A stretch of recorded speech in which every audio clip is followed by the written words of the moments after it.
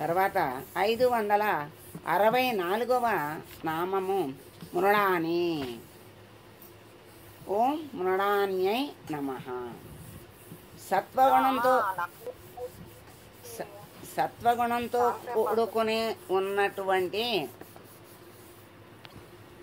మృడాని అంటే సత్వగుణంతో కూడుకుని ఉన్నటువంటి శక్తిని మృడా అంటారు. మృడ అనే దానికి ఆనందం అనేటువంటి అర్థం కూడా ఇంకోటి ఉంది. గోకర్ణం దగ్గర మృడేశ్వరుడు అని కూడా ఒక స్వామి అక్కడ ఉన్నాడట. రుద్ర,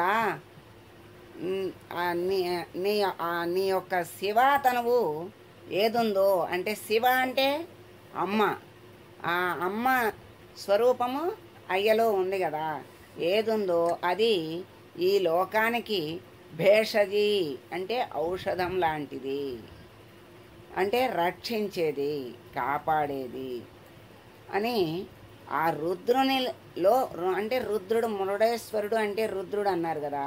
రుద్రుడు అంటే ఇక్కడ సత్వగుణంతో కూడుకుని ఉన్నటువంటి శక్తిని మృడ అన్నారు.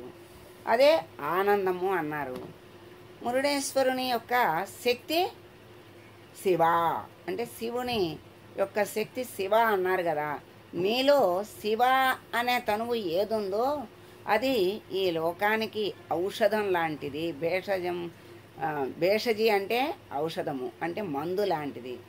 మందు ఏం చేస్తుంది? మనల్ని రక్షిస్తుంది, బాధ నుండి కాపాడుతుంది, చెడు నుండి మంచికి తీసుకొస్తుంది. అంటే చెడు అంటే అనారోగ్యము, మంచి అంటే ఆరోగ్యము. అలా చెడు నుండి మంచికి తీసుకొస్తుంది.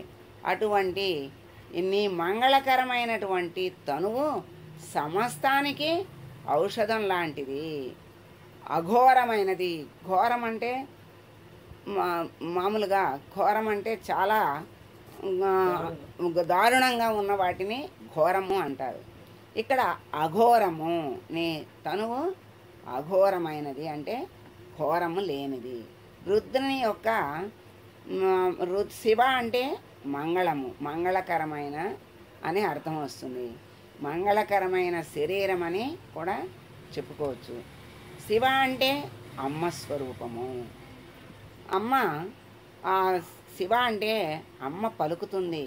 ఆ లలితారూపం సమస్తాన్ని రక్షిస్తూ ఉంటుంది.